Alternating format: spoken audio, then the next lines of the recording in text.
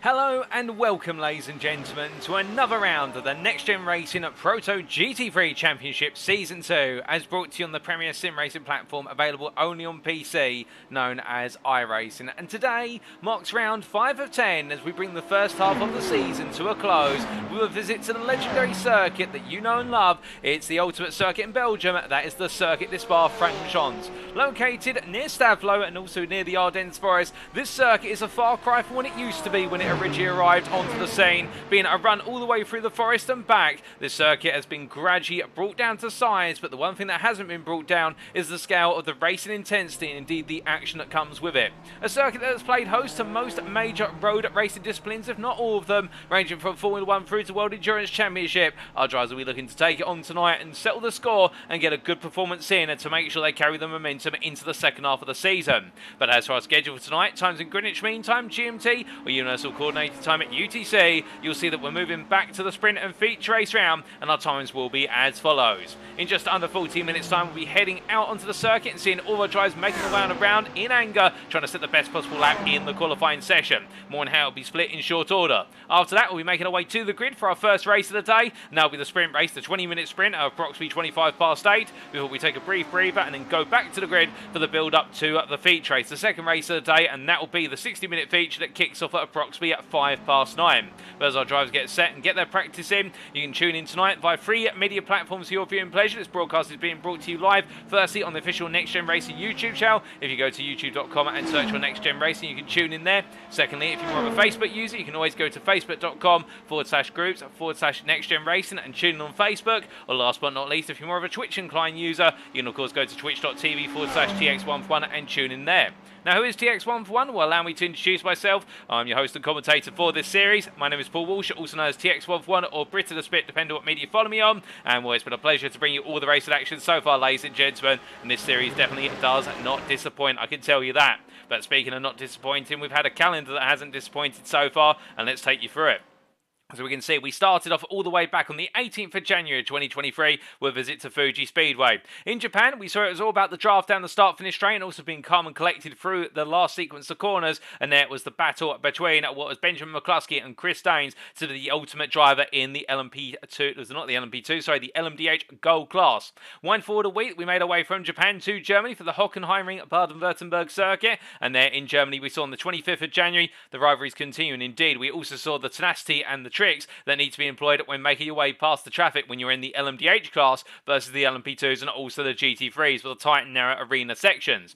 Then we made our way to the United Kingdom for the classic Silverstone Grand Prix circuit, and there it's wide open surfaces on the 1st of February. We saw plenty of 2, 3, 4 and even 5 wide scenarios as our drivers attacked their way into each and every corner, and there it was the rise of a good number of GT3 drivers who really got to demonstrate the nuances, particularly at Baz Meacham. Then last time out we made our way to the United States of America, our first of 3 visits to the United States of America, and in particular we made our way to the state of Wisconsin for Road America, the trip through the local countryside. On the 8th of February we had our first endurance race round. Well, there's no qualifying, there were not 2 races on the schedule, only 1, and that was our 2-hour endurance race, and there we definitely saw a lot of drama come with the strategy and also the early battling. But today we're back to our more traditional format of the sprint and feature at Spa-Francorchamps, and after today, at the 15th of February, in a week's time, there is no break in this series of course, we make our way back to the United States of America, to the state of Indiana for the Brickyard or the Indianapolis Motor Speedway on the 22nd of February, and that'll be another sprint and feature round before we head back to the European continent on the 1st of March for the classic Circuit de la Sarthe, or you all know and love it as Le Mans, which will be celebrating of course the 100th anniversary of the 24-hour Le Mans this year.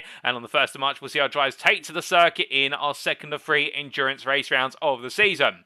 Then we'll make our way over to Italy, neighbouring Italy, for the Monza circuit, the classic Grand Prix circuit, the Temple of Speed on the 8th of March there for a sprint and feature. And then round number 9 we make our way back to France for the Circuit de Nevers Magny-Cours, and that'll be on the 15th of March where we wrap up all of our sprint and feature race rounds, and we're a very tricky and technical circuit, and we could see a very similar scenario to what we saw at the Hockenheimring back in round number 2, while faster classes may end up tripping over the slower classes, and it's all about picking the right time to strike. And then we bring it all to a close on the 22nd of March at the classic American circuit of Daytona Road Course in the state of Florida, and under the Floridian sunshine we'll get to see who our champions are across our LMDH, LMP2 and GT3 classes.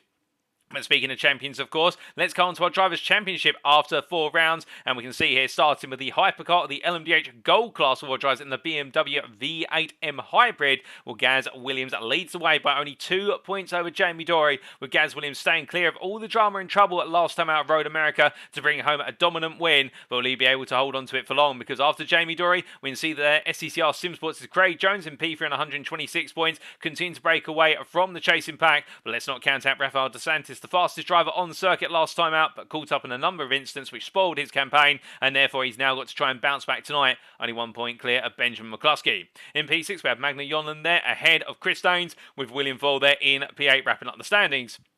And as we come into the LMDH Silver class, we can see at the top of the stands after his emphatic win at Road America last week, Paul Williams continues to lead the way for Speed 9 Esports on 156 points, 13 clear of teammate Jochen Siegert.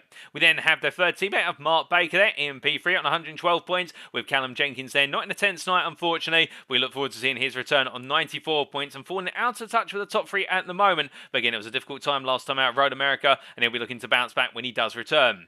David Harney in P5 on 39 points, with Jason Ashfield and Wayne Douglas yet to get points on the board, yet to compete in a single round, and we look forward to seeing them take to the tarmac in the near future. And as we come onto the LMP2 class, we can see here in our Dallara P217 machines, it is Nigel Stock who leads the way by 6 points after putting in a fantastic performance and really avoiding the opening lap drama that beset Kevin Stringer and Mark Sykes, the 2 drivers coming together, and Nigel Stock almost making it 3 drives off at the opening corner, but it wasn't to be for Stock. Instead, he kept it calm, he kept it casual, and made his way over the 2 hours to the finish line to take the checker flag in class. Kevin Stringer, the fastest man in class. You can see they picked up the fastest lap last time out and looking to try and put that run of bad luck behind him, whether it be in the sprints or alternatively in the endurance race rounds. And he is 7 points clear of Mark Sykes there from NXTGEN Racing, with Barry Jarman following up behind the SCCR Simsport and NXTGEN Racing drivers. And we're looking forward to seeing Barry Jarman take to the tarmac tonight in representation of SCCR Simsports as well, with David Maggioni yet to compete in the series and in P5 then. We believe he's not joining us as of tonight. And then coming to the GT3 classes, starting off with our top class, the GT3 Gold in terms of pace, and we can see that with all the mixed fortunes of drivers and some missing certain rounds, Felix Densbo-Durey leads the way by what is that margin of 21 points over Magnus Fulton-Bikeka. Picking up second place last time out, Durey really has become the man to beat when it comes to consistency, and turning around, of course, the drama of the sprint race at Fuji Speedway, putting that behind him and looking to strike back as strong as possible, and he is definitely now starting to rise in terms of momentum. Bikeka there, his teammate from Team Slomo in P2, would do well to keep Johan Ersson behind, who's 7 points off there in P3, with a gap of 14 points to Ryan Walker in P4. Ryan Walker there, not able to pick up the result we perhaps wanted last time out, but you can imagine he'll be looking to fire on all cylinders tonight and turn around what was a dramatic day at Road America. Eric Benson, meanwhile, in at P5 there on 89 points, keeping well in touch, but only ahead of Ole Martin Mjork there based on result countback, and that's because it's getting so close in the run to be inside the top 5 right now. Indeed, we could see a change at any moment's notice. Gavin Gardner for Renault Motorsport in P7 there on 80 points, equal in points to Russell Fowler, albeit Russell Fowler not in attendance last time out, and we'll look to see whether Gardner can keep Fowler at bay, with Stefan Vessels there only a further 2 points behind and picking up the fastest lap last time out, ahead of Deegan Fairclough there in P10, who was not in attendance. Completing the top 10 then, and going to best the rest, Liam McNeely in P11 ahead of Adam Delman, with John Higgins Jr. completing our standings of 13 GT3 Gold drivers. And as we come to the GT3 Silver class, Baz Meacham leads the way after picking up the win in the United States last week, and by a margin there of 15 points, albeit in the absence of Tom Bingham. You would wonder what could have been if Bingham had been in attendance, but you can imagine it'll be Bingham who bounces back tonight and tries to take the fight to Baz Meacham. But we have seen time and time again, Meacham, since his promotion into the GT3 Silver class, has not looked to let go of the reins whatsoever. Ben Bennyworth in P2, then 139 points, definitely no consistency and merit in the Porsche 911 at GT3R, with an 8-point advantage over Stefan Albanese, fastest lap awarded to him at last time out, but wasn't able to quite bring on home the win. And then Ollie Wayne in P4 there, a fantastic result, and he'll be looking to echo that once again tonight. 123 points versus the 117 of Tom Bingham, and outside the top 5 there we can see a gap of what is emerging to be 24 points to Paul Scott, with a bit of misfortune last time out Road America costing him dear, and he's only 2 points clear of Espresso Rear, with Jack Barker there in P8 on 81 points and looking to try and turn around what was a difficult end to his day at Road America. Matthew Addy in P9 now on 25 points ahead of Aaron Raisey in P10, completing our top 10 on 20 points, making his debut last time out, but will not be in attendance today unfortunately due to personal circumstances, but we do wish him well, and indeed all our drivers not in attendance. We hope we do look forward to seeing them again soon, with Mark Harris Smith there, best the rest in P11 on 18 points, ahead of Brandon Hay, who's yet to compete in in P12 with 0 points to his name. Then we come to the GT3 bronze class, and we can see here Jordan Baywell completes at the top of the standings on 143 points, only 5 clear Ingar Almklov, with Almklov picking up a good portion of the lion's share of points last time out, and Baywell having a difficult day and therefore not able to make it another win to his tally. Meanwhile, in P3, Eric Svensson there in what is 101 points, only 1 clear of Daniel Stimon, the winner last time out in the Mercedes for Rossum's Universal Robots, and Stimon right now on a challenge and trying to make it another pair of wins tonight. There's no question about it, and he'll want to keep one step ahead of Elwyn Sykes, who's only 3 points behind. Jorge Santos in P6 on 57 points. He's the best part of his 44 points clear of Sean Scudder, with Artie Chatskonstanantu there, last but not least, in P8 with 10 points. We then come on to the Teams Championship, and we can see here Speed9 Esports continue to lead the way, with a growing advantage now of what is in the region of 23 points there over NXTGEN Racing Orange. And well, can Speed9 Esports continue to gradually open up that gap and give themselves a bit of breathing room as this championship continues to intensify? Of course, NXTGEN Racing Orange are not going to have it easy in the pursuit, with SCCR Simsports there holding on to P3, only 1 point clear of NXTGEN Racing Purple, with Team Slowmo leftovers complete in the top 5, and a sizable gap there of what is 31 points off of the top 4. DRS Esports for 4 points behind on 250, only 1 point clear of Team Slowmo, with their sister outfit of Team Slowmo Black completing a 39 gap there from P7 to P8, with Performance Link Esports and Verano Motorsport complete in the top 10. Racing Team Astra continue to find form, albeit not picking up major points last time out. They're on 153 points, ahead of Rossum's Universal Robots, who boosted their tally by over double what they previously had as the result of that Road America. And then Rocket Racing Stars and Made for Racing complete the standings. And well, that completes our analysis of the standings after 4 rounds. And let's come on to our circuit for today. For it is none other than the circuit de Spa-Francorchamps Grand Prix circuit, as you can see here, located in Stavelot, Belgium. And as we can see from the circuit map provided us by iRacing.com, our drivers will be running the World Endurance pit lane. It's the full pit lane that begins in the final couple of corners and runs out onto the Kemmel Straight. Now, as our drivers make their way around this circuit, it has 3 unique sectors, and with it, well, our drivers will make their way into turn number 1 from the start finish straight into La Source, the opening hairpin, and as they make their way out, it's going to be a full throttle thrill ride through the kink and up towards Uruge and Radion. In our LMDH and LMP2 class, it'll be as close as possible to flat out throughout the high-speed, uphill run. Meanwhile, in our GT3 class, they'll need to lift off at the right time to balance the car and through, but get it right, and they'll charge their way out of Radion and onto the Kemmel Straight and break their way into turn number 5 after the kink of 4.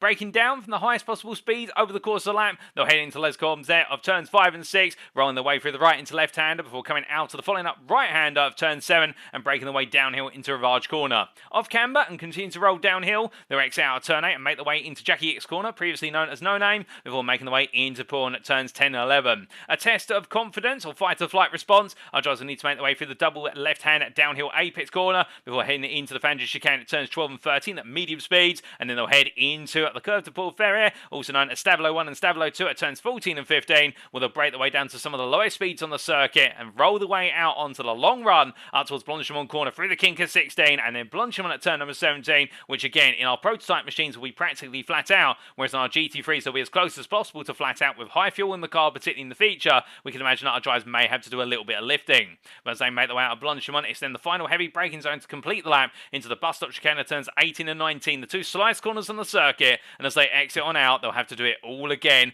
time and time again. And with regards to overtaking opportunities, we can expect plenty of battling, particularly in the run on the Kemmel Straight, coming out to La Source, and also the run from the middle sector, extending from turn 5 all the way through to turn 14. And of course, we'd not be without battles into the bus stop chicane to complete the lap. We're going to see a lot of action here. It's not just going to be about strategy, you can count on that. But as for our rules, let's give you a reminder of our rules for the sprint and feature race round. In terms of setup, this is a fixed setup series with setups provided ahead of each round. Driver classes have been finalised as of round number 3, so we're not expecting any drivers to change class now, unless by exception. In terms of qualifying, an open qualifying format shall be used to split into 2 equal halves. The first 12 minutes shall be dedicated to the GT3 class, and then all of our GT3 drivers will be required to come into the pits, and the final 12 minutes shall be dedicated to the Proto classes, the LMDH Gold, Silver, and of course the LMP2s. And on top of that, with regards to our races, in the sprint race, the race shall commence via a rolling start with a designated green flag zone, the same for the feature of course. Drivers shall have 1 fast repair available, and the drivers shall receive a drive-through penalty if they accumulate 15 more instant points. In the feature, we see that the drivers have 2 fast repairs available, available, and the grid order shall be a class reverse grid based on results of the sprint race. Drivers who did not finish the sprint race shall start from the back of the respective class, and the drivers shall receive a drive-through penalty if they accumulate 25 or more instant points.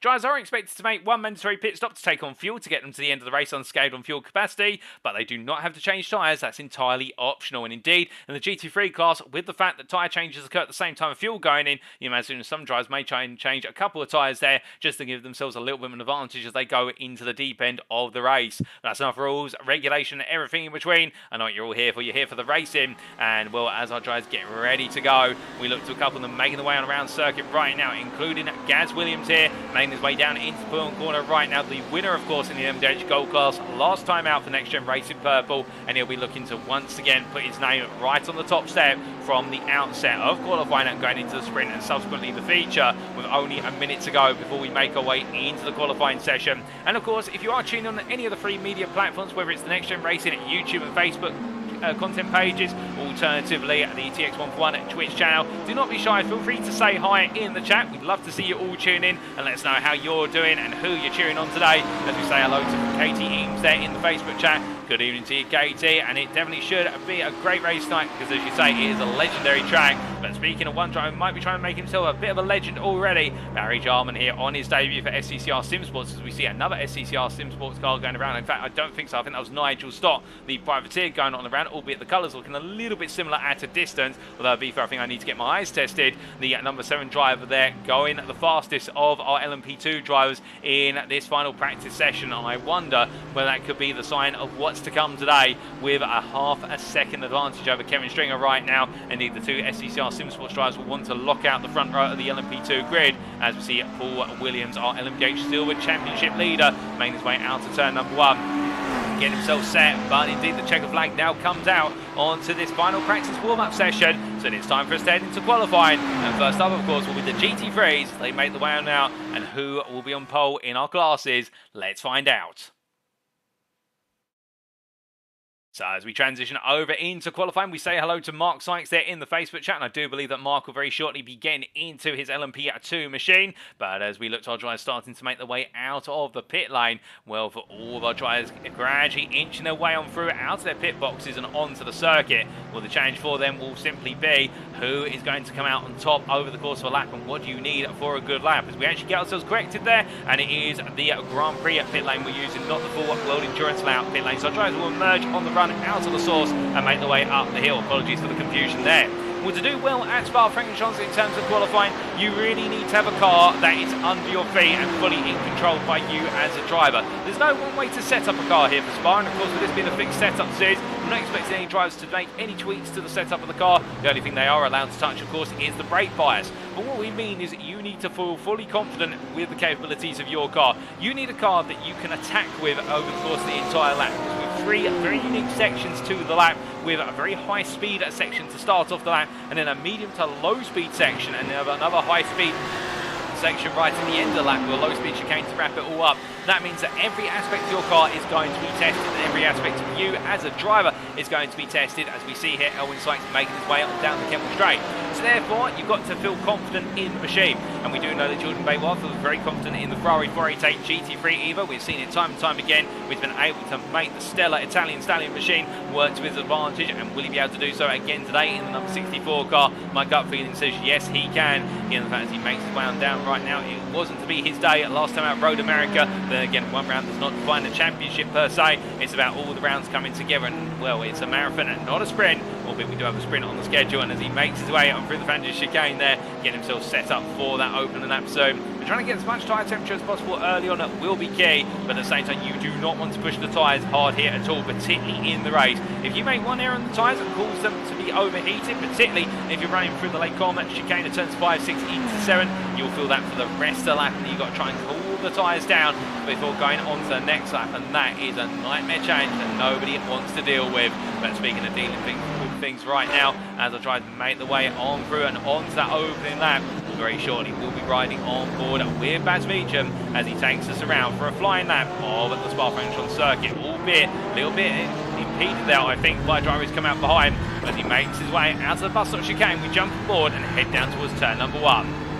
to head into the opening corner of La Source here, braking down at approximately 100 metres down to first gear, about 90 metres there, and as he rolls his way out in first, now fully on the power, as it's completely flat out for the time in, as he comes through the pit lane exit kink and heads up towards what is Uruj and Radion in quick succession. Now just listen in here as he attacks the corners. Completely flat out and committed there, 149 miles an hour at the point of apex, going through Rouge and on to Radion. Now as he builds up the throttle here, heading up towards 6th gear in the BMW M4, of course the M4 with an extended 5th gear, as he finally hits 6, gets ready to break his way down from 161 miles an hour all the way down to 64 on the apex there, albeit a little bit of dirty air washing the front end of the car and understeer creeping as he comes through Lecom, out to turn 7 he goes, and now down towards Ravage at turn 8, looking to his left hand side here for the start curve, braking just before the entry curve and coming all the way down to second. Will he drop to first to tuck the nose in? No, he stays in second so he can get back on the power more aggressively and power into no name.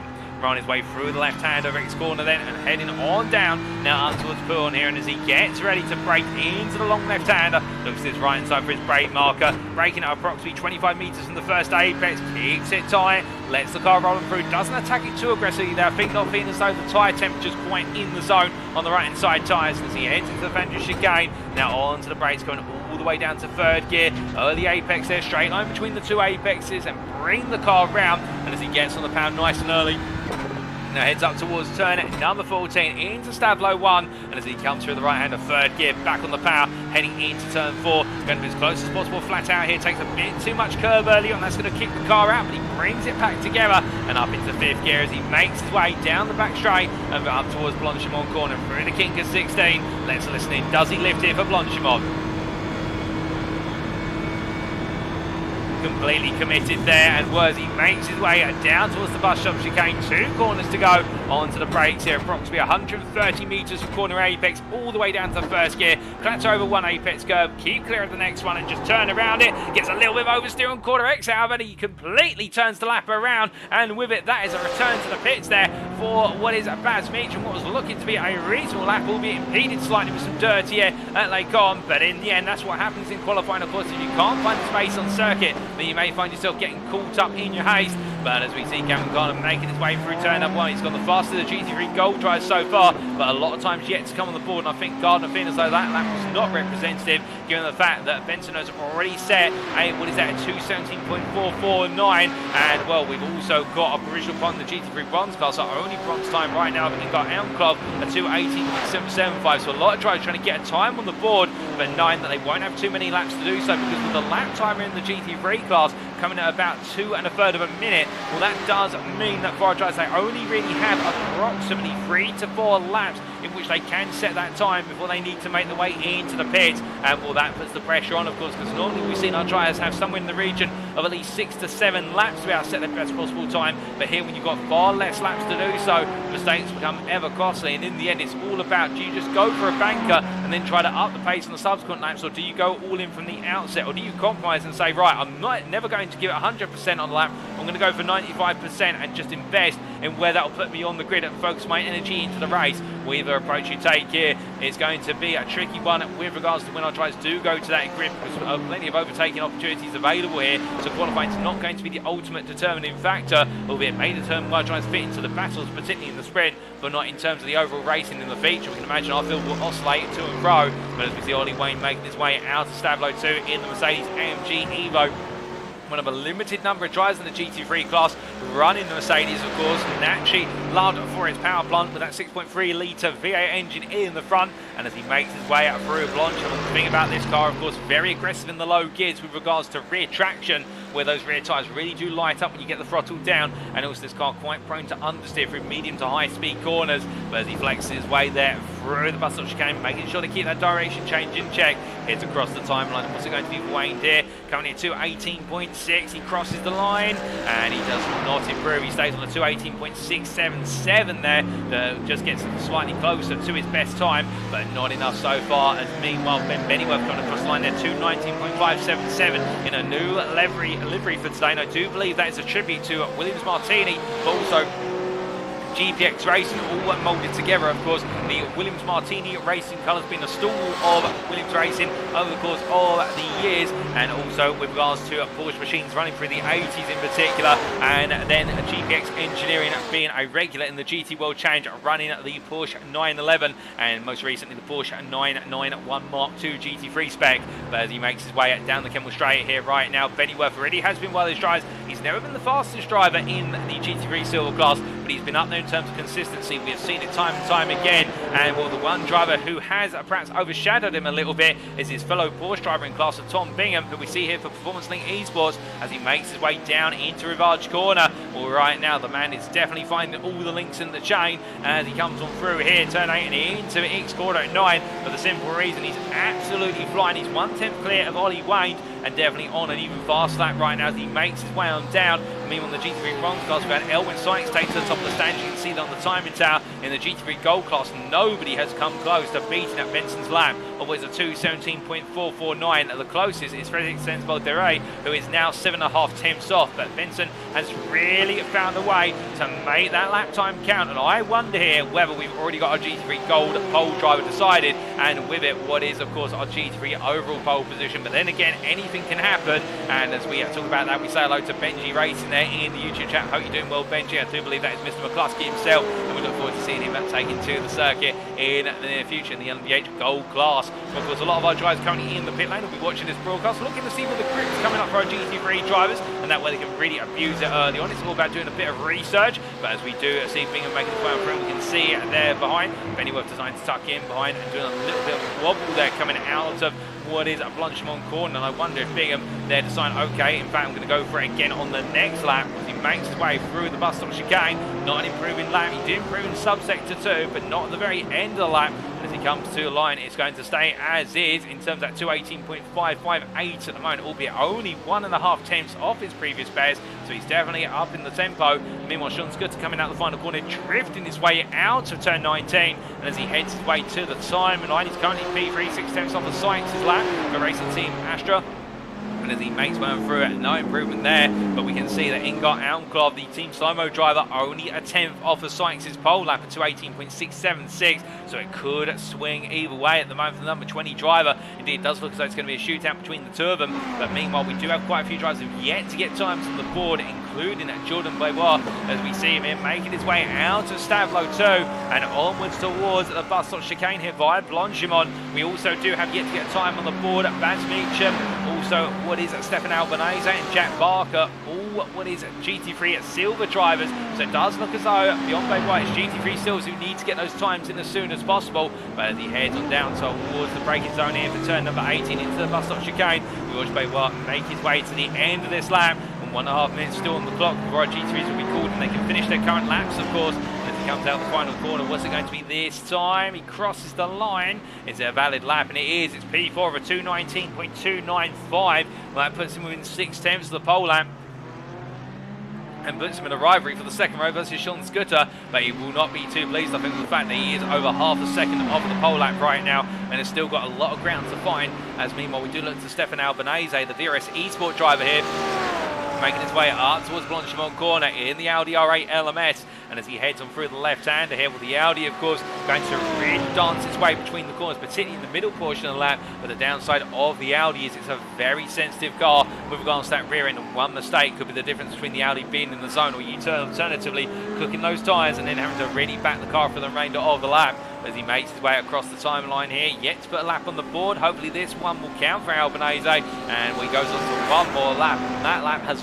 not counted, so he's leaving it all to the last moment. And meanwhile for Tom Bingham, he's been dethroned by Paul Scott at the head of the GT3 Silver class, and it's a 3.5 tenth gap, almost 4 tenths as he comes to the line. Bingham's improved in the second half of the lap. Is it enough? No, it's not. It only improves him by 0.5 tenth. It's a 2:18.492. But Paul Scott's in the pit lane. He thinks he's got it done as Bingham parks up. Ollie Wayne comes on through. However, he's got one more lap to go. But as he makes his way up towards the Origin Radion here, Wayne will know that he's got to give it everything right now, being half a second off of Paul Scott's pole time. As meanwhile, in terms of drives still making the way on through, we do have Adam Delmont making his way out the last couple of corners. The NXTGEN Racing driver here in the Ferrari 488 GT3, even the GT3 Gold class, currently 1.7 seconds off of pole. Can he improve from P8 as he straight lines his way across? I don't think so. No, it's not going to be an improvement for Delmont, and also I believe that Jack Barker has been able to get a lap on the board. It's P4 in class, so 1 second off of pole, and still left it all the way to the last lap, but got it done. But meanwhile, we still do have a couple of GT3s making the way around. You'll notice on the circuit map in the top right corner of your screen that our prototypes have not been released on the pit lane. They will very shortly be allowed. In fact, they have been released now as I look at my commentary booth window, and that is to give our GT3 drivers who are still on laps the opportunity to have at least a 30-second margin to be safe from being caught up by the prototype machines.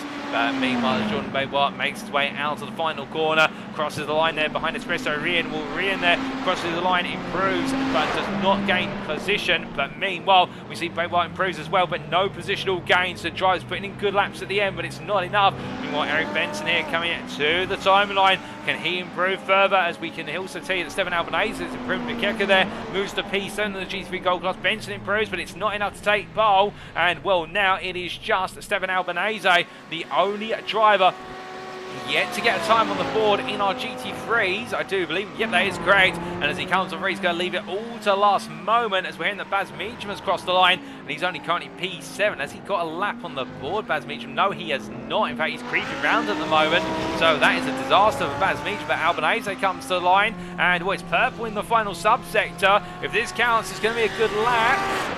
And it has not counted. Albanese will be starting from the back of the GT3 Silvers, and indeed, at this rate, the back of the GT3 class as a whole. But as you see him coming across other drivers as well, Baz Meacham, P7 in the GT3 Silver class, and effectively the only GT3 driver, well, the only GT3 driver behind him will be Albanese, who did not put a time, and so Baz Meacham has really struggled in this qualifying session as he makes his way out the final corner, and will the lap time there, unless our eyes do deceive us, it's a 4 minutes, so that will be a lap not to be remembered as he comes on through. In fact, it has counted. It's a 2:18.577, so he's left it all to last and got it done, but Meacham there leaving it all to last moment, so P3 in class, but definitely I think a heart in mouth moment. But whilst our GT3 drivers have been finishing their qualifying session, we now look to our LMDH and LMP2 drivers who are making their way on to their first flying laps, and Jamie Dorey, one of many, as he makes his way across the timeline with effectively now, what is there, just 11 minutes left on the clock. Will be 10 minutes very shortly. And as he heads on through, we do say hello in the YouTube chat there to Chris Daines, who wishes everyone good luck and try not to spin, but I can't promise that. And we'll see Chris Daines out on the circuit very shortly. Also to Davide Favo, who's wishing all of the racing team Astra drivers a special amount of good luck, but also saying good luck to all. And also to Pavel F. Good evening to you, Pavel. I hope you're doing well. And indeed to everyone tuning in, I hope you're having a great week so far. And well, as we do see Jamie Dorey heading down towards that turn 8, number 5 down the Kentwell Straight here. Of course, the LMDH drivers, they've got to worry about potentially locking up. There have been so many heavy braking zones on this circuit, and also a lot of braking zones whereby you've got to deal with the fact that certainly corners off camber, and therefore you're braking downhill and you don't want the car to roll away from you more aggressively. But as we see Chris Daines making his way out of Lake Com, you notice here, not running the Verona Motorsport covers. Chris Daines has gone to become a privateer in recent rounds, but still with his Verona Motorsport alternatively a privateer, he's still out of the circuit, giving it his all. And of course the number 1 driver there on the side of the car, because he is our reigning champion in terms of the prototype class. He was our champion in Season 1 of the Proto GT3 Championship when it was solely the LMP2 class, and therefore he's looking to defend his title, albeit not in attendance last time out. And therefore for Chris Daines, it's now about trying to bounce back and get some more points on the board, because we know how fast he is, but will he be able to potentially subvert what is that runner form? Of course, a natural result of not being able to make the previous round. But as we look from him to Barry Jarman here in our LMP2 class, you can see a little bit further behind one of his fellow SCCR Sim Sports drivers. I do believe that is Stringer just behind him. But right now the number 7 driver, of course, looking to make his mark on his debut here today, for the simple reason that he wants to get some good points on the board and make sure that Stringer's not the only one in the limelight, that both of the SCCR Sim Sport drivers get all the attention they do deserve, and for the sponsors on the side of the car, of course. But as he makes his way out of the Vanders chicane and in to Stavlo 1, rolling his way neatly on through, then definitely looking composed right now, and looks like he's got the car up to temperature. He feels like it's in the zone. Of course, track temperature has gradually coming up as well as his qualifying session has gone on, albeit it's an overcast day today, and therefore we're not expecting track temperature to aggressively rise compared to how it could if we had sunshine by comparison. As Jarman makes his way on through here, we look back to Kevin Stringer, who follows in pursuit there. A gap between them approximately about 1.5 seconds, which is ideal. It does mean that Stringer will start to feel a bit of a distant toe on the longer stretches, but he won't be impeded too much as he makes his way down the shorter stretches of the circuit. And indeed, we jump on board here with Stringer as he takes us around for a flying lap on the circuit to Spa-Francorchamps in the LMP2. So breaking his way down from 4th gear, the 100 metre board there, all the way down to 1st gear, goes for a nice aggressive apex. He powers his way now and heads up towards Origin Radio. Now coming on through here, we're going to listen in. Will he go flat out? I think he definitely will.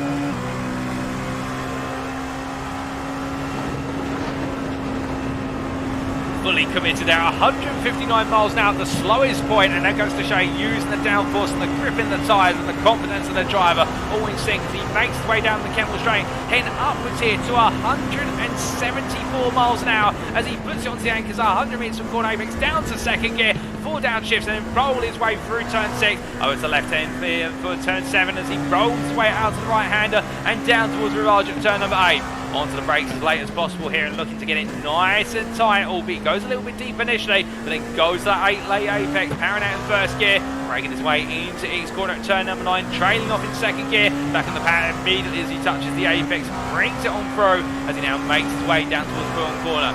Here it's going to be a quick downshift and chuck the car in with a light dab of the brake. Full commitment as he rolls his way on downhill, and well, would you believe it, here it's a roller coaster ride as he makes his way into Vander's chicane, braking there at 50 metres on the entry curving, and as he comes down to 2nd gear, rolling the car into the next part as he comes on through the left hander and up towards Stablo 1, brings it over to left, back on the brakes once again, 50 metres from corner apex and down to 2nd, goes a little bit deep there. And that's going to compromise his exit speed slightly by a couple of miles now as he makes his way through Stablo 2. No worry about needing to lift there. As he makes his way out the back stretch now, charging all the way through, back up through the gearbox. And let's just listen as he commits to Blanchimont.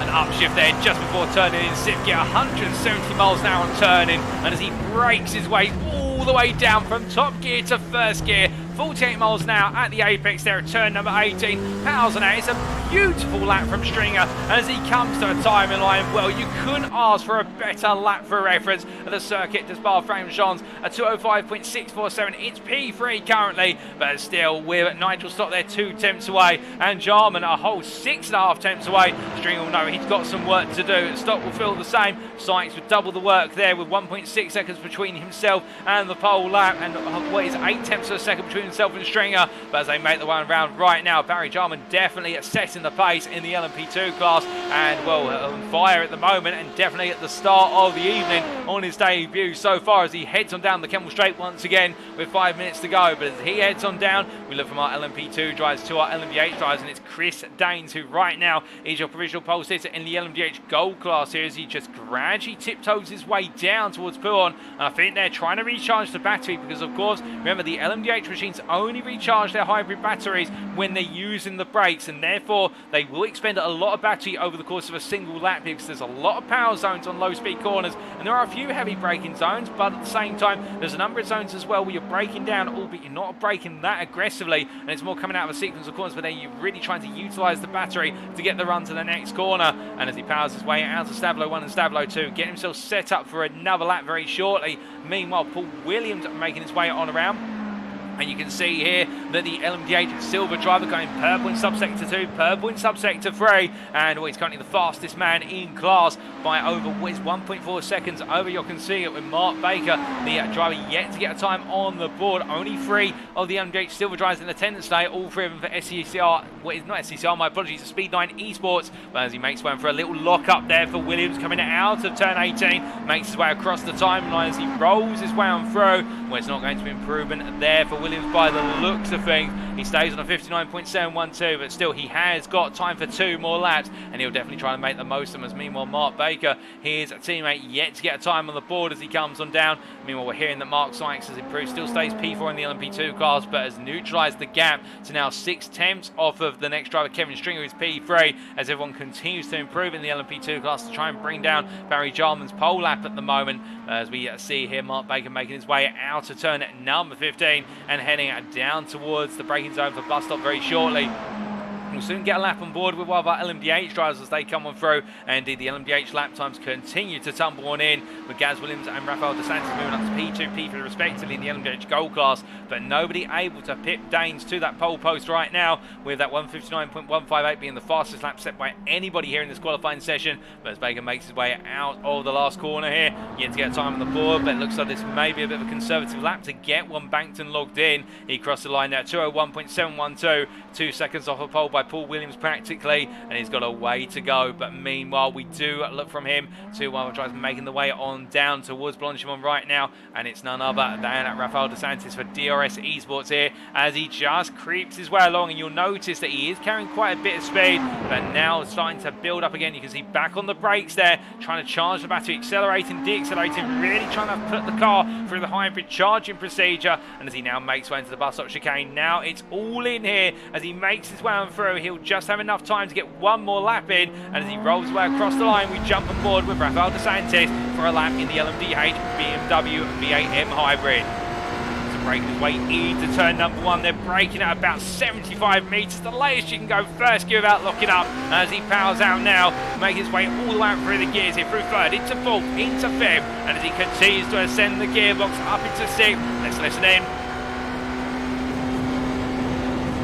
Charge his way through the ridge into radial there, 171 miles an hour. Well, each time we ride on board, they get faster and faster. And as he makes his way down the Kettle straight, top gear now using all the battery as he heads up to 189 miles an hour, braking his way down into Lake On through turns 5 and 6. And as he comes on over to the left-hand side for turn 7 here, beautiful run through the corners, takes a bit, plenty apex curve, and just about keeps it in track limits as he breaks his way now into Rivage corner, coming all the way down to second when he dropped to first. Now he takes a V-shape approach, keeps the second there to get the stability on traction, and as he makes his way into turn number 9, he goes a bit deep, carries a bit too much speed, and for Dos Santos, it's a compromised lap there, but can he bring it back together in the latter half of the lap as he makes his way into Pouillon corner, braking there, in fact not even braking per se, just going all in with a lift off there, fifth gear all the way down and round as he makes his way in towards turn number 12 and onto the brakes here, coming down to fourth, dropping to third as well, using that second downshift to help rotate the car on its rear axle as he makes his way out of the Fantasy chicane, now up into Stablo 1, riding onto the entry curve there, through Apex and onto the exit curve, using all the width forward as he powers his way through, turns in a little too early there, but does a bit of corrective steering as he makes his way down the back straight, makes his way back up through the gearbox, using all the battery that's left here. There's not much of it left, he's used most of it already as he heads up towards Blanchimont. He rolls on through their 7th gear, 177 miles an hour, and are getting ready to take the final braking zone as he comes all the way down the gearbox in second into first gear, 50 miles an hour on the apex, takes a bit of apex curve which sends the car around, he avoids it from spin as he makes his way across the timeline. It hasn't been a perfect lap for Rafael Dos Santos, but can he potentially improve compared to where he is currently P3? No, he's not improved. There's the checker flag comes out in this qualifying session, and now for our drivers it's all about getting that final lap in and seeing where they stand. Well, Chris Danes right now makes his way into the pit lane, he's not improving, and meanwhile Magna Yonland comes on down here. The Team Slimer LMDH Gold driver makes his way through, it's right into left, and as he comes to the timeline, it has not been an improvement from P4 by the looks of things as he heads across the timeline. Meanwhile, behind him there, Paul Williams at 59.712 does not improve in the end despite going purple in subsectors 2 and 3. Meanwhile, more drivers to make the way on through, including, I believe, you can see it very shortly, as in fact Nigel Stock has made his way across the timeline, stays P2 in the LMP2 class, and then we do have our next driver of Jamie Dorey, as we say hello there to Oliver Wayne, or Ollie Wayne as he's also known, in at the Facebook chat, saying struggling with tyres going off again this week, and that's from our GT3 at Silver driver in the Mercedes. Talking about the tyre situation there, indeed can be very tricky, and if the tyres are not in the zone, well, it does feel very harsh on you as a driver and the machine you've got under your heels. But meanwhile, Dorey comes through the final quarter, drifts out of a bit of oversteer there, and that's going to spoil the lap right at the end. It will not be an improvement on the line. Meanwhile, we've also got coming across the line Gareth Williams here, currently P2, half a tenth in it, and he's not able to do enough there to dethrone Chris Danes. Can anybody pit Danes to the post as Jochen Siegert comes to the timeline? He's P2 in the LMDH Silver class at the moment, 1.5 seconds off of Paul Williams. Does he improve any further? He does by 2/10, but it's not enough to take pole. And then we do have Kevin Stringer makes his way into the pit lane. So Stringer will start P3 in the LMP2 class at best, as Nigel Stock is parked up at Le Com. So we've only got one driver still to come on through, and it's Rafael De Santis, who I do think actually managed to creep onto a lap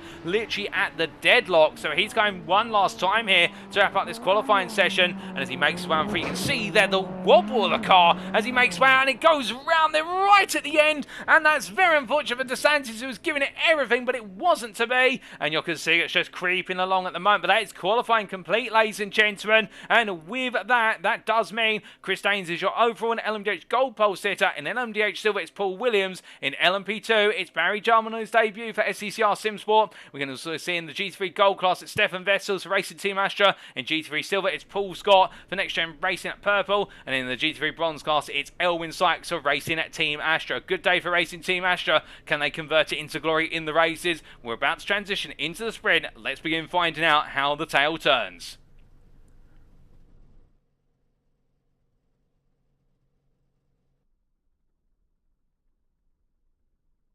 As we do rate for the transition, a good point there from K teams. All this track is missing tonight is rain. Unfortunately, rain's not modelled yet in iRacing, but we are expecting rain to come sometime this year potentially, although I can't promise that. That is the rumour that is circulating down in the iRacing paddock, but our paddock right now is starting to make its way back out onto the grid, and this is how they line up for our first race of the day. Chris Daines takes over on LMDH Gold pole position, the privateer there by half a tenth over Next Gen Racing Purple's Gareth Williams. Behind them on row 2, it's Rafael De Santis for DRS Esport, and Speed9 Esports' LMDH Silver pole sitter of Paul Williams. Magna Yonlin for Team Slow-Mo Black and the SCCR Simsports' Craig Jones make up the third row, with Jamie Dorey for Next Gen Racing Orange being joined by Jochen Siegert for Speed9 Esports on the fourth row. On the fifth row, it's Mark Baker from Speed9 Esports, joined by Benjamin McCluskey for Next Gen Racing Purple. And then behind the top 10 is your LMP2 pole sitter of Barry Jarman for SCCR Simsports, who is joined by Nigel Stock, the privateer, in P12. We then make our way to the 7th row. It's Kevin Stringer for SCCR Simsports ahead of Next Gen Racing Orange's Mark Sykes, completing the LMP2 class, with Stefan Vessels of Racing Team Astra being joined there on the 8th row as our GT3 overall and gold pole sitter for Racing Team Astra by Team Slow-Mo's Eric Benson.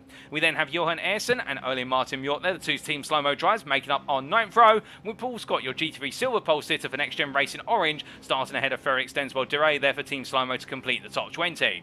Tom Bingham and Wes Russell Fowler line up together for Performance Link Esports on the 11th row, with Baz Meacham, the privateer, joined by Ollie Wayne, the Next Gen Racing Purple driver, on the 12th row. And as we look to the 13th row, Elwyn Sykes there taking pole position in the GT3 Bronze class for Racing Team Astra, joined by Magnus Florton-Bjerkirke for Team Slow-Mo leftovers on that 13th row.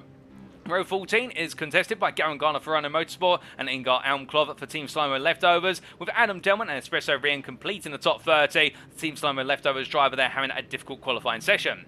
Jack Barker for Made for Racing, our lowest placed, one of the lowest placed drivers I should say, in the GT3 Silver class there for Made for Racing, joined on the 16th row by Sean Scudder for Racing Team Astra, John Benoit and Daniel Stimon making up the 17th row, with Ben Bennyworth behind the Ross Machine Universal Robots driver, and joined on what is there the 18th row by Eric Svetsson. And then we have on our final row, I do believe, Jorge Santos and Stefan Albanese for DRS Esport, completing our 38 drivers taking to the grid.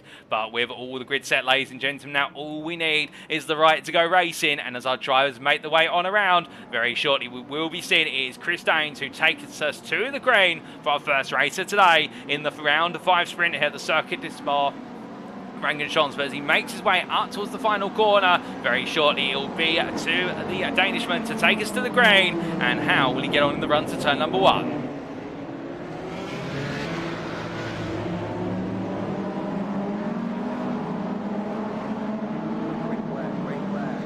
And it's lights out and away we go for the first race of today as Chris Daines gets a brilliant start in the run to turn 1. And as he heads onto the brakes, you can see behind Magna Yonlin having to defend hard here versus what is Jamie Dorey and Craig Jones. They all come through the right-hander at turn 1. They all survive it for now. Meanwhile, looking back to the GT3s, Eric Benson on the charge versus Stefan Vessels. Vessels defends hard into La Source and he holds it as they make the way on through. But meanwhile, further back, we can see how everybody now stacking up together after the trials and tribulations of starting through the bus stop chicane. And we can see that Ben Bennyworth gaining one place already as there's a car around us. In got Almkov there, your GT3 bronze driver. But meanwhile, in the LMDH class, we can see Chris Daines leading the group into the braking zone for Lecom. Meanwhile, behind, we can see that Craig Jones trying to go on the offensive versus Jamie Dorey, as he's lost one place to Jamie Dorey already and doesn't want to lose any more. We're on the LMP2 class. We can see Nigel Stock under pressure from Barry Jarman. He's got ahead of Jarman at the start of this race, as they make their way out of 7 and down towards 8 here. The LMP2 class breaking into 2 components for Jarman, looking for the move, going up the inside, going on the early re-offensive, and as they make their way down, he can't make it count at the moment. As meanwhile, further back in the GT3 class, we've got a car around there, and I do believe that is Adam Delmont who's gone round. We've also got damage to the Mercedes behind. I do believe that is Daniel Stimon. Meanwhile, Ben Bennyworth tucked in behind in the battle. Jochen Essen versus Jorge Santos. Jorge Santos in the orange white Audi versus Jochen Essen in the team slow-mo yellow and black Audi, as they make the way out of Lecom and down towards Rivage Corner. But Bennyworth coming on through, and it looks like Santos going very slowly indeed. I wonder if Santos has got damage on the car. Really seems to be struggling right now, as Svensson makes his way on past as well. And well, there's been a bit of drama on the opening lap, but we're not quite sure what the drama is. We can just tell you something has happened, and we'll try and get a replay sooner rather than later. But meanwhile, looking towards the end of the opening lap here for our LMDH drivers, Gareth Williams leading this battle for P2 at the moment, ahead of Rafael Dos Santos. But Chris Daines has broken away nice and early here. He's given himself an 8/10 of a second advantage, which doesn't sound like much, but in reality, that's going to be the equivalent of a lap's worth of gain, if you will. And as they make the way out of the opening lap and on to the next one, it is Chris Daines who leads ahead of Gaz Williams P2, Rafael Dos Santos P3, Paul Williams, your LMDH Silver leader P4, and a Magna Yolan P5, Jamie Dorey P6, being pursued there by Craig Jones, who looks up the inside. But I think Jones there, both going defensive and offensive at the same time to La Source. James P7, followed by McCluskey P8, Benjamin McCluskey ahead of Mark Bacon, Jochen Siegert to complete the top 10, with Nigel Stock then in P11, and your LMP2 leader, who still has Barry Yarman and also Kevin Stringer just behind, and then it's Mark Sight off to the rear of the group of 4. But as they come down, meanwhile in the GT3 class, we can see Stefan Vessels continues to lead the way ahead of Eric Benson, and Benson has been unrelenting so far, but I think Vessels has now got the measure as they make the way through the source, and that really does turn it into a stage of a war of attrition here with regards to who has got the pace. But meanwhile, speaking of attrition here, well, Nigel Stock's gap has been worn down, and now Jarman's going around the outside here until they come. He gets it under braking, and Barry Jarman retakes the lead of the LMP2 class for SCCR Simsports, and a nice move there for the Briton as he makes his way out to turn 7. And that's the way to do it. Be bold on the brakes and never look back as you make your way into Rivage here. And now Jarman's going to be doing everything he can to try and clear off. But meanwhile, Eric Benson trying to do a bit of the same here in the G3 Gold class. Albeit Stefan Vessels defending one. Of course, Stefan Vessels no stranger to defending into that corner. You'll remember back into the Proto GT3 Championship Season 1. We made a number of good stellar moves, both on offense and defense, into Lecom in the battle with Paul Walton,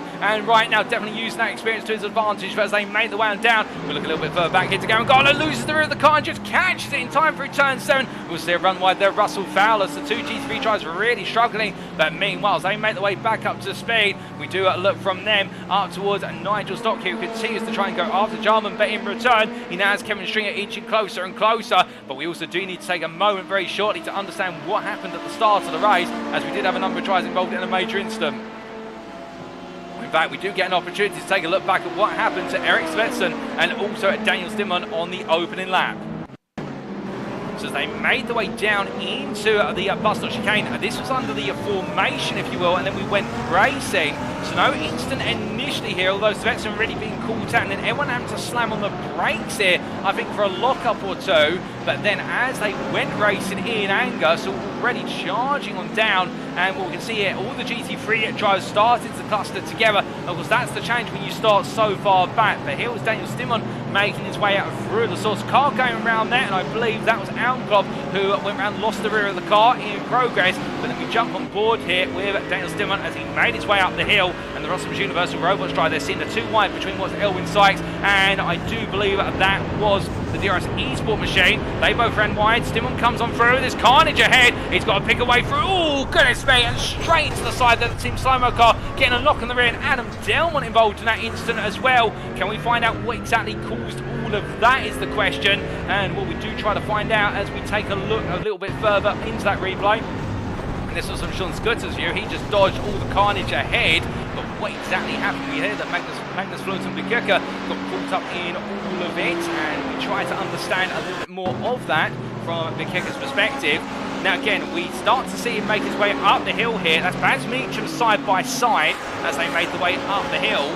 And as they charge their way on through, Meacham got ahead, then Russell Fowler got alongside, so Fowler in contact there with Bikeka, who in turn went off, and as he rejoined, oh goodness me, there was contact there. Bikeka trying to stay out of the way, but in return, one of the cars behind getting tapped on the rear, that was Elwyn Sykes, I do believe, who took a nasty shot on the rear. I think Adam Delwyn involved in that contact, and that's how it all spiraled out of control, and that explains the story. But we do have to cut away from our replays, ladies and gentlemen, albeit there's a lot of information there, because we do need to come back to the live racing, and plenty is still ongoing, including Nigel Stock continuing to fall a little bit further back from Barry Jarman, but breaking away from Kevin Stringer little by little. But meanwhile, up the very front of the field, we can see here our top three in the LMDH Gold class still breaking away from the rest of the field. It's Danes ahead of Williams, followed by DeSantis, and as they come on through and make their way on up towards the Erugen Radium Complex once again. Well, the challenge right now for Gareth Williams is, has he got enough here to be able to go on the offensive versus Danes without having to worry about DeSantis making that attacking blow once more? We saw early on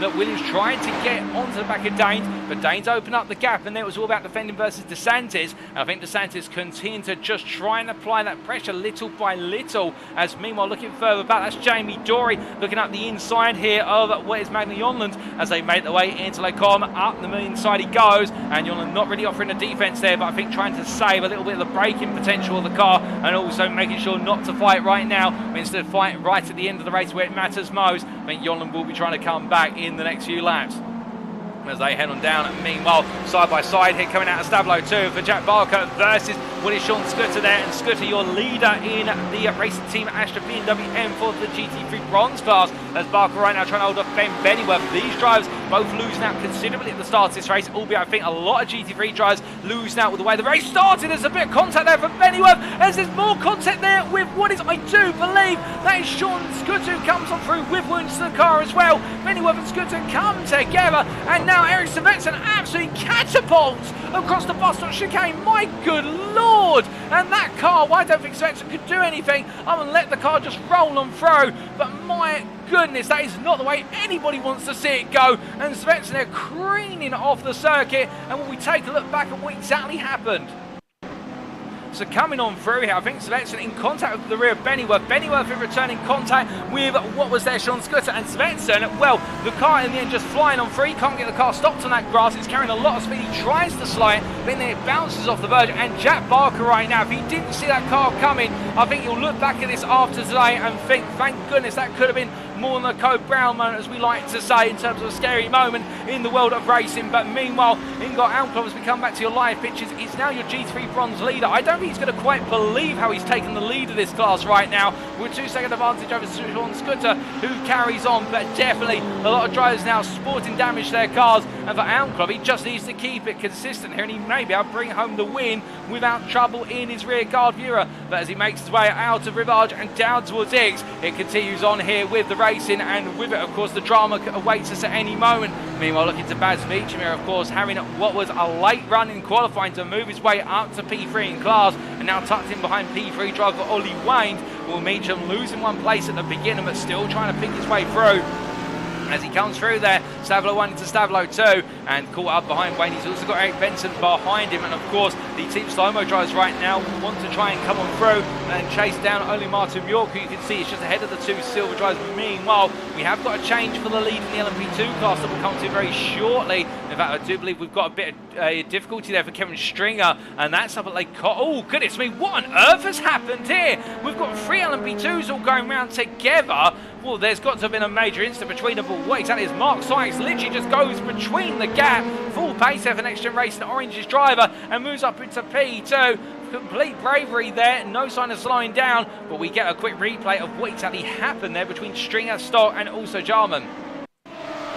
Well, this was in the run down towards the corner, so Stock looking for the move on the inside under braking to Lecom. They go too wide initially. Stock goes a bit too deep, and Stringer goes overly deep. And in fact, I think Stringer and Jarman came together there, albeit very slightly. We take a look from Stringer's perspective as he made his way on down. And I think here this may be a case of 2 drivers getting it a little bit overcooked into the corner, and the one driver survived. Oh, Stringer came in very hot, and it's a tiny tap through of his teammate. Just couldn't get the car stopped, and all 3 of them there in drama. But as we now return to the live pictures here, still half the race to go, but definitely not the way we expected the LMP2 class to evolve.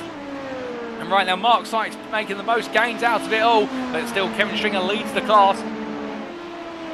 3.3 seconds over Mark Sykes as they make the way up towards the bus stop chicane. But from them, we look back up to the LMDH Gold driver here of Magna Jonland, who is currently P3 in class. P4 overall with what is Paul Williams just up the road from him, your LMDH Silver leader. We can see Benjamin McCluskey inching closer and closer here as they make the way down towards Lake Om. And well, Rafael DeSantis has dropped a long way down the order. We haven't quite seen what happened to DeSantis. We'll try and get a replay of that where we can. But as we see the Norwegian here of Jonland making his way out to turn 7 for Team Slow-Mo Black, he's got growing pressure from McCluskey, and McCluskey's going to show no signs of hesitating here if he can get himself onto the podium, given that's where he wants to be. And I think he will be fired up a little bit more, knowing that his rival from the season opening races, Chris Danes, is up there leading this race right now as they make the way out of X corner and past a couple of GT3s, including Russell Fowler. As they make the way on down. Meanwhile, Rafael DeSantis continues to try and charge through the field. Next time is Jochen Siegert, the LMDH Silver driver. He won't gain a class position in the gold class, of course, for DRS Sport. Well, he will gain the opportunity to then hunt down Craig Jones. And we can see Siegert there on the inside. And backing off as that is Jack Barker, who's parked up on the side of the road there. Not quite sure what's happened to the made for racing driver as he turns it on around. And he just parks on the inside there, stays clear. Jordan Bayboy makes his way on through. But Jack Barker for made for racing's had a moment. Indeed, most drivers have had a moment, whether it's in the LMDH, the LMP2 or the GT3 classes. I think here it's going to be just as much now about just keeping it calm and consistent as it will be about delivering outright pace. And as we look back to Jonland battling here with McCluskey, McCluskey looks to the outside, Jonland defends the inside, onto the brakes they go. McCluskey comes in very hot under braking, and you can see there he goes around the outside to inside. He gets it done. Craig Jones now jumps into the mix, and Jones has to take evasive action as he makes it out the final corner to avoid the contact on the side of Jonland's car. Jones there tucks back into the slipstream, and meanwhile on the rear of the picture that's Russell Fowler going around in the GT3 Gold class. But we jump on board with Craig Jones as he makes his way out of the source and tries to make a move for P4 versus Jonland. Now Fleet going up the hill here, will be thinking about where can he position the car and whether Jonland will be using any of that excess battery as they roll the way through the left into right and over the crest of the left-hander of Wes Radion, now onto the Kemmel Straight. He's 3/10 off as they make the way onto the straight line, and as they head the way down towards Lake Cobb, it's going to be a very quick run. The gap's now down to 1.5 tenths. He's a long way back. Can he make the move? No, he can't. Instead, he has to wait. But as they make the way through, it looks like Jonland they're being caught up behind Espresso Rian, and as they make the way through the corner, Espresso Rian they're literally in the middle of the road, and Craig Jones backs out there, knowing that 3 does not go into a corner where you don't normally get 2 wide, let alone 3 wide at turn 7, and Jones will have to wait his turn once again. But Jonland they're definitely having to tuck to the inside and hoping his Team Slow-Mo teammate sees him coming, and in the end as they make the way out of its corner, Jones is definitely all fired up right now, but will he be able to find enough space on circuit to get the move done this lap? Or will he have to wait his turn for a couple of laps from now? As meanwhile, in to add further intrigue to the mix in the LMP2 class, we're hearing that Barry Jarman has had to be towed to the pits for an instant. We're not quite sure what's happened other than he's been towed. But meanwhile, Jones continues to try and hunt down P4 in the LMDH Gold class. Can't find it at the moment, and Jonland continues to tuck in. But I think it's a question of when, not if, Jones is going to try and make another move as they make the way up the inside there of Stefan Albanese into Stavlo 2. In fact, as they make the way up towards Blanchman, you can see already Jones incredibly close here, looking to go side by side in the run through the left-hander of Blanchimont. It's going to be too wide as they head on through. Neither driver wants to back out here. They give one of enough space, but now it's all about who's the boldest on the brakes as they charge past the stationary camera. On the anchors they go. Jonland's there. Jones as well. A little bit of a tap between the two of them, but Jones is not going to be shy. He does not back out, and as he exits out the corner, Jones gets the move done for P4. But now Magna Jonland will try and come back here in the run into La Source, but is it the right time to strike here? Do you not want to wait for the run out of Uruge and Radion and going on to the Kemmel Straight for the simple reason then you'll have the longest stretch you can to try and slipstream your way past? Well, Jonathan seems to agree with us for the simple reason here that Jones right now leads the pair of them uphill, but I wonder how long it'll be before that tow factor really does kick in. 2 temps they make the way out to Radion, and now onto the Kemmel Straight, and that gap will really start to come crashing down in the slipstream, or will it as they head on through here? The gap in back 2.5 temps. I think Jones has decided to give it everything on the battery, and Jon Lunders decided not to go on the charger for this time round, but instead conserve and wait for the next lap. Meanwhile, looking a bit further up the road from them, Benjamin McCluskey still trying to break away from Paul Williams and hunt down Gaz Williams. But the thing is that Gaz Williams is 7.5 seconds up the road. But I think for McCluskey, it's all about just consolidating his P3 in class with 5 minutes remaining. Meanwhile, Eric Benson here caused a little bit of a traffic jam with Ollie Wayne side by side here in the GT3 class. Both of them two different driver classes of the GT3s. Benson Gold, Wayne Silver. As they made the way down, you can see here it's 3 wide for a brief moment into Brown corner. And Benson having to back out with Baz Meacham behind. Of course, Wayne will not want Benson to get clear of him for the simple reason it opens up the door to Meacham trying to go on the offensive. And Baz Meacham right now will be wanting to try and pick his way past Benson as soon as possible in a very nip and tuck situation here as they come through the Fender chicane and make the way into a Stablo 1. Now, how can Wayne stay ahead? Well, he has got the power plant and the Mercedes to his advantage here. He will have the power in the run, but he won't have it if he goes sideways through Stablo 1 and the car catches him out there. The tyres just do not grip up on the rear. The NXTGEN Racing purple driver relinquishes P3 in the GT3 Silver class to Baz Meacham, who comes on through there, the privateer, as he makes his way up towards Blanchimont corner. As he comes on through the left-hander very shortly, turn number 17. Coming on to the bus stop chicane. Well, now for Meacham, his next target in class will be Tom Bingham, who is 3 seconds up the road. In fact, we can see Bingham here, who right now clear of any trouble as he has got ahead. Or is Ole Martin Björk. He does have Jochen Siegert behind him in the LMDH Silver machine. Albeit you would imagine that Siegert very shortly pick his way on past the Performance Link Esports driver without too much trouble. But things are now starting to calm down a little bit. With 3.5 minutes left on the clock, we do have some unresolved battles across our GT3 classes, but for the most part, it does look as though our LMDHs and our LMP2s have settled their differences, albeit it's not over until the checkered flag waves, as we always say.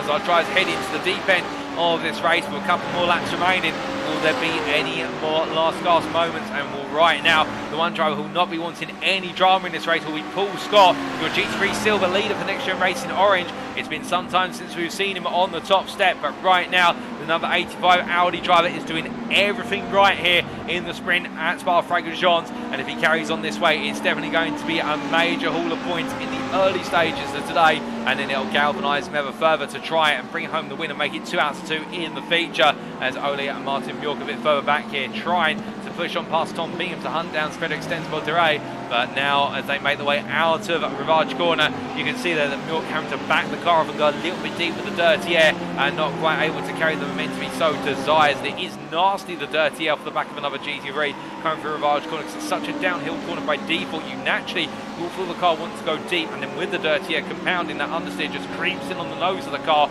and you start to slide a little bit wide. You really do have to alter your approach to Rivage corner when you're close behind another driver, as they make the way in to the Fender chicane.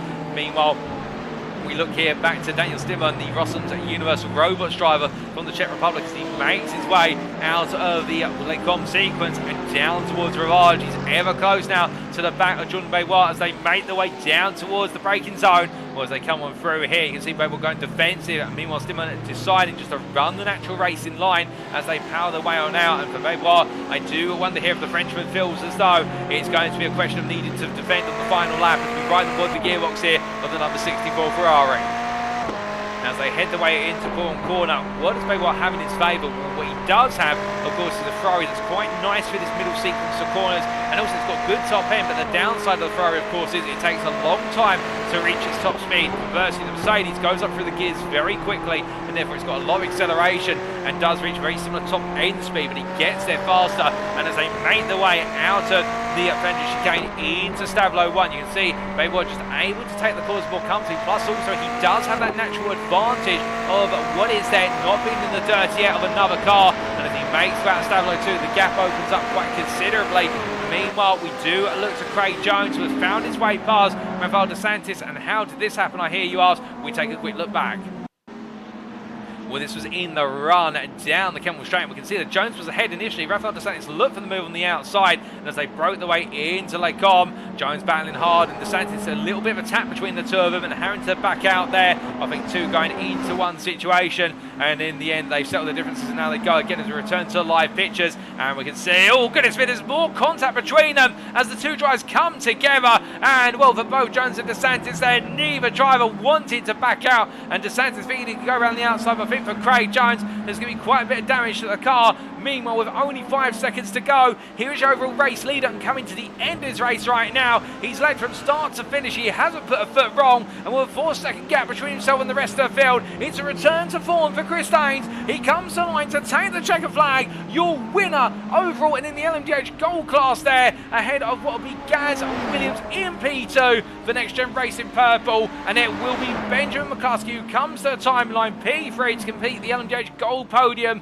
in a great drive for the Next Gen Racing Purple driver, ahead of Speed9 Esports' Paul Williams, who wins the LMDH Silver class, and then it will be off of him Rafael Dos Santos P4, ahead of Craig Jones P5 there in the LMDH Gold class, is P6 overall, and then Magna Yolan comes on through to take P7 overall, ahead of Jochen Siegert, who's second place in the LMDH Silver class. Mark Baker completes the LMDH Silver podium, and then we will next have Stefan Vessels, who we haven't talked about too much since his great start, but the racing team Astra Drive held off the early pressure, and he comes to the line, your winner in the GT3 Gold class in this sprint, crossing the line there by a margin of almost 10 seconds clear of Felix Densbodere, with Paul Scott, your GT3 Silver winner for Next Gen Racing Orange, ahead of Spencer Aldray there, and then we will see Tom Bingham come on through to take P2 in the GT3 Silver class, ahead of Olu Martin Milk, who holds up very Benson to the line, Baz Beach and P3 in the GT3 Silvers, and then it will be very shortly Ingar Almklov as he makes his way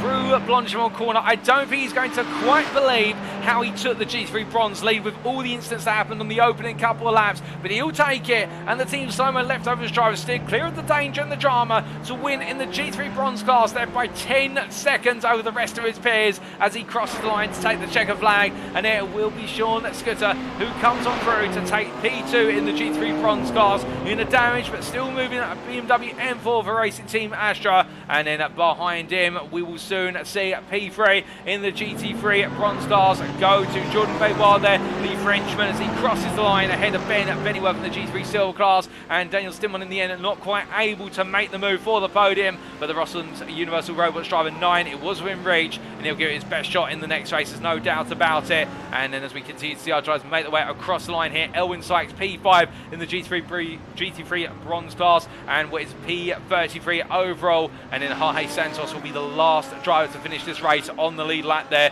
P6 in the GT3 bronze class, P34 overall. For an absolute thriller of a race, but as we look from the bottom of the field to the very front of the field, Chris Daines right now, I'm sure that smile's going to be back on his face. He'll know that whilst he's been away for a little while, it's never got away with regards to the pace. He makes his way into the pit lane, and well, Paul Williams as well, continue that run of form of wins. He looks absolutely unstoppable right now, and meanwhile in the LMP2 class, in fact they have finished the race already, and we do apologise for missing this. They must have finished it in between the GT3s and what is the LMDHs. Kevin Stringer is your winner in the LMP2 class for SCCR Sim Sports by 2 seconds over Mark Sykes P2 there, and then last but not least on the podium at least was Nigel Stock P3 for the privateer outfit of Crystal Sport of Apex Tracks, with then a lap down at Barry Jarman. Their CCR SimSpot after a brilliant start, it didn't work out in the end with a nasty incident at Lacom being the difference, but congratulations to all our drivers who made the end of this race. And well, speaking of the end of this race, with it, let's take a look at the race results subject to any stewards' inquiries. So we start off then by making our way through the overall results, accounting for our top 10, and then where our podium finishes in each class finish. And we see Chris Daines taking the overall win in the LMDH class there, and the win in the LMDH Gold class by 3.8 seconds over Gareth Williams P2, with Benjamin McCluskey completing the overall and the LMDH Gold podium. Paul Williams P4 there, behind the two Next Gen Racing Purple drivers to take the win in the LMDH Silver class of Speed9 Esports, with Rafael Dos Santos in P5 ahead of Craig Jones and Magna Yonlam. And then we can see Speed9 Esports wrapping up the LMDH Silver podium there with Jochen Siegert P2 in class and Mark Baker P3 in class, P8, P9 overall for the pair. And then Jamie Dorey completing the top 10. Best of the rest there, P11, and your winner in the LMP2 class, SCCR SimSports, is Kevin Stringer, ahead of Mark Sykes Next Gen Racing Orange Driver P2, and then Nigel Stock P3 in class and P13 overall, the privateer. And then we can see Stefan Vessels at P14, your GT3 Gold winner for Racing Team Astra, ahead of Paul Scott, your GT3 Silver winner for Next Gen Racing Orange, and then Frederick Stensbold-Duray, your second place GT3 Gold driver, P16 overall for Team Slow-Mo, ahead of second place GT3 Silver driver of Performance Link Esports is Tom Bingham. Then Ole and Martin Muir for Team Slow-Mo, completing the G3 Gold podium ahead of what was there in P19, Eric Benson. But then Baz Meacham completing the G3 Silver podium there, the privateer ahead of his peers. And as we go on to P26 overall, Ingar Almklov taking the G3 bronze win for Team Slow-Mo Leftovers ahead of Sean Scooter for Racing Team Astra, P2 in the class, P27 overall. And as we continue to look towards the end of the standings there, Jordan Baywa completing the G3 bronze podium there, P29 overall, the privateer, and what wasn't a race to be, but still putting up a brilliant defence to hold off Daniel Stimmer to the line. But those are all the finishing positions overall, and now as we come on to the individual classes, starting with the LMDH Gold class, we can see Chris Daines taking the win by 3.8 seconds over Gareth Williams, with Benjamin McCluskey a further 7 seconds behind there. A double podium for NXTGEN Racing Purple. Header of DRS Esports, Rafael DeSantis, and then Craig Jones at SCCR Sim Sports completing the top 5. Not quite able to make it onto the podium, but you never know what can happen in the feature. We saw a great load of pace from Craig Jones, and also a lot of tenacity to try and battle his way on through. Madeline Holland P6 for Team Slow-Mo Black ahead of NXTGEN Racing Orange's Jamie Dorey with an unfortunate end to his race. And as we come on to the LMDH Silver class, we can see here our 3 drivers, all Speed 9 Esports, Paul Williams ahead of Jochen Siegert and Mark Baker. Congratulations to them.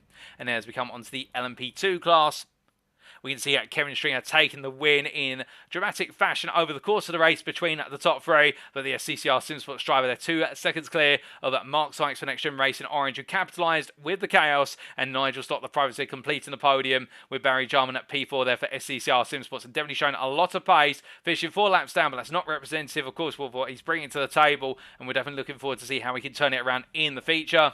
And as we come on to the G3 classes, we see the G3 Gold class firstly. Stefan Vessels taking the win for Racing Team Astra over the Team Slow-Mo pair of Fredrik Stensvold-Duray and Ole Martin York by 9.3 and 12.8 seconds respectively. Eric Benson completing the triplet of Team Slow-Mo drivers there inside the top 5 P4 in class, ahead of Gavin Gunner for Verano Motorsport, and then Johan Ersson, Russell Fowler, Magnus Fluten-Bjerkeke and Adam Delman completing your 9 drivers in the G3 Gold.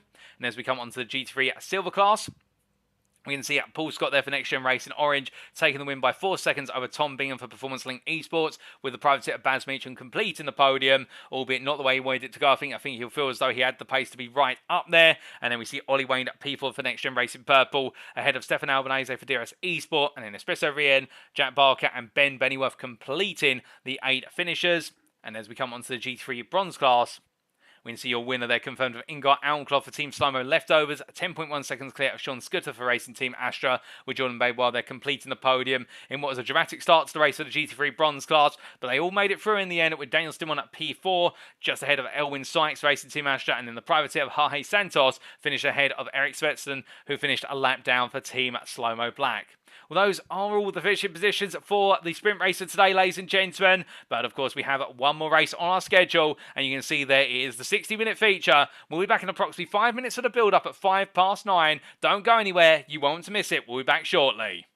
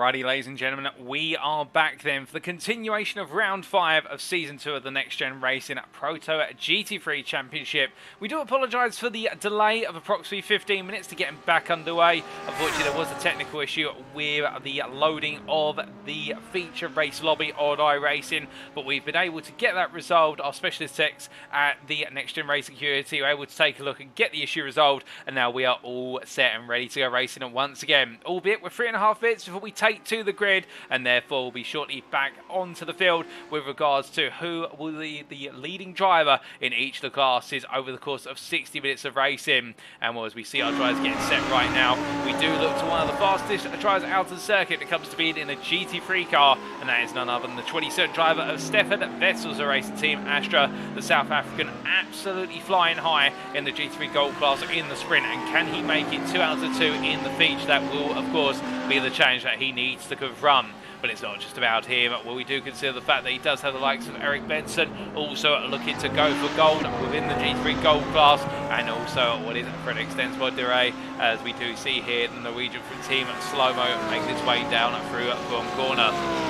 And of course, it was a sprint race not to be forgotten about, with the GT3s having that major instant in the run out of Radion and onto the Kemmel Straight, which saw at least 5, if not 7, GT3 drivers being essentially knocked down the order and practically having to come into the pits for a blur work of the car. And indeed, a couple of near retirements as a result of that as well. But in the end, everybody able to get back underway and racing, and therefore try and enjoy the fight as best they can.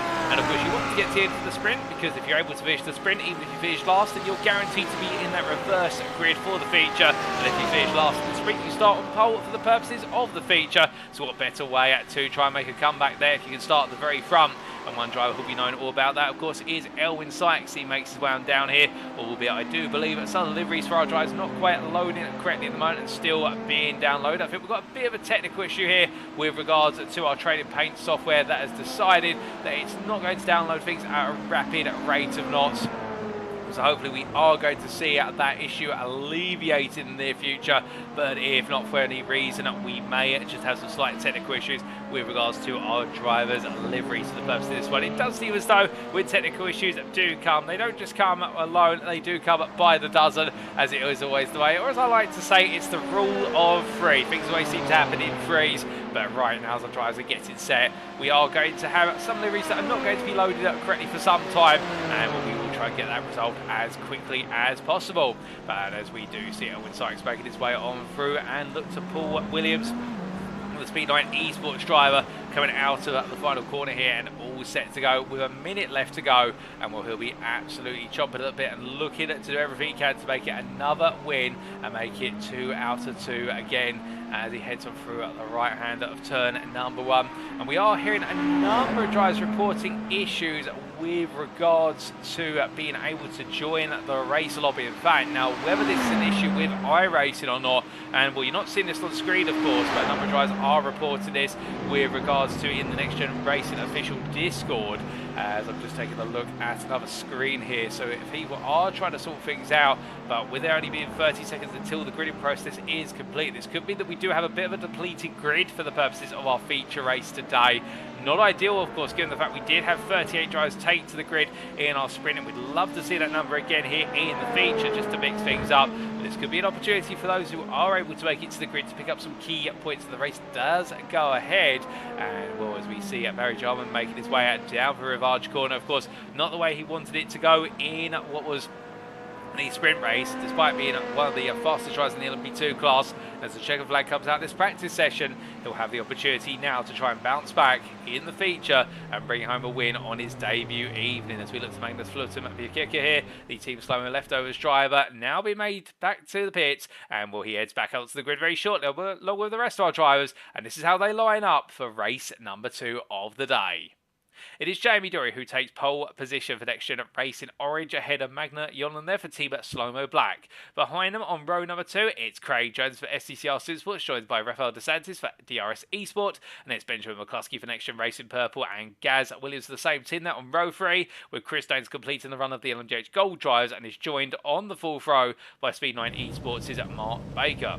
On the 5th row, it's the LMDH Silver pair from Speed9 Esports, Jochen Siegert and Paul Williams, with Nigel Stock and Mark Swain Sykes making up row number 6, and that's how your pole sitter will line up for the purposes of the LMP2 class. We then have on row number 7, Kevin Stringer for SCCR Simsports, joined by Barry Jarman for the same team, and then it will come up to the GT3s, and we can see there Magnus Fluter-Bikeka, who starts off at pole for the GT3s overall, and in the gold class, the Team Slow-Mo leftovers driver being joined by Performance Link Esports' Russell Fowler, with row number 9 going to Johan Ersson and Gavin Gardner. Row 10 to Eric Benson and Ole Martin Mjork, followed up by Fredrik Stensborg-Duré and Stefan Vessels on row 11, with Adam Delman starting P23 and joined the 12th row by your G3 silver pole sitter Ben Bennyworth. And as we continue on down, Jack Barker starts P25 on row 13, joined by Espresso Riem, with Stefan Albanese and Ollie Wayne behind, and on row 15, Baz Beecham and Tom Bingham. Then Paul Scott starts off on 16th row, joined by the GT3 bronze pole sitter of Eric Sveston, followed by Jorge Santos and Elwin Sykes on row number 17, Daniel Stimon and Jordan Baywa on row number 18, and on the final row of the grid, Sean Scutton and Ingar Almklov as we get ready to go racing once again, ladies and gentlemen. It is quite the depleted field compared to everybody being expected. We've got 30 drivers or so still to compete, and Jamie Dorey waits to take us racing from the green. And he makes his way across the timeline and charges up towards turn number 1. It's lights out and away we go, albeit I think a lot of drivers being told to park immediately. I think we are seeing a red flag to the race, ladies and gentlemen, and therefore we will be getting the reformation of the race lobby. So it does look as though it's going to be a bit of a false start with that. So unfortunately we will be delayed a little bit in terms of going racing, but it's all for a good cause and getting as many drivers as possible onto the grid. But we'll be back in approximately 5 to 10 minutes time. We'll keep you posted in the broadcast chat where we can, but it's definitely a red flag for the feature race so far, but hopefully we'll be back underway very shortly. Apologies for this, we'll be back soon.